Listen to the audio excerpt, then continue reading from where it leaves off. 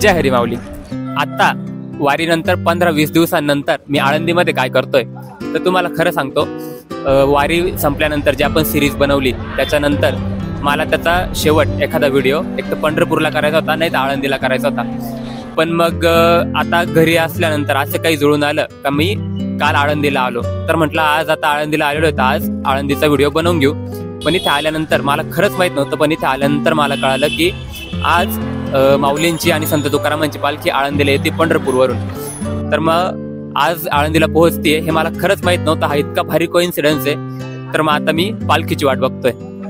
पायी वारीत इतक्या लोकांसोबत 21 दिवस थांबलो, तंबूमध्ये राहिलो. सगळं सहन करून वारी मजेत पूर्ण झाली असं मी म्हणतोय. पण का बरं? कारण वारीने मला खूप काही दिलंय. पालखी येईपर्यंत मला आहे ना तुळशीची माळ घ्यायची आहे, तर ती घेऊन येऊ. मी कॉलेजच्या स्टार्टिंगला खूप जास्त इंट्रोवर्ट होतो, पण माझ्या जॉबच्या वेळेस मला सोलो ट्रॅव्हल करायची संधी मिळाली आणि मी त्या सोलो ट्रॅव्हलमध्ये भारी मित्र आणि अनुभव मिळवले. तसाच अनुभव मला वारीमध्ये पण मिळाला. पालखी 5ला येणार आहे, आता वाजले 4 आणि पाऊस सुरू झाला आणि मी रेनकोट वगैरे काहीच नाही आणलेलं आहे. जेव्हा पंढरपूरला गेलो तेव्हा मला पंढरपूरबद्दल काहीच माहीत नव्हतं, लिटरली झिरो माहीत होतं. तरी पण कसलाच विचार न करता आणि कसलीच काळजी न करता बिंदास पंढरपूर फिरत होतो. वाखीरला तर असा गेलो जसं रोजचा रस्ता होता माझा. नवीन ठिकाणी जाऊन ते ठिकाण बघण्याचा आणि नवीन ओळखी बनवण्याचा, नवीन लोकांसोबत बोलण्याचा कॉन्फिडन्स या वारीमध्ये मला खूप मिळाला. आणि पायी वारीमध्ये गेल्यामुळे मी लाज किळस हे सगळं बाजूला ठेवून लोकांसाठी न जगता स्वतःसाठी कसं जगायचं ते खूप चांगलं शिकलो.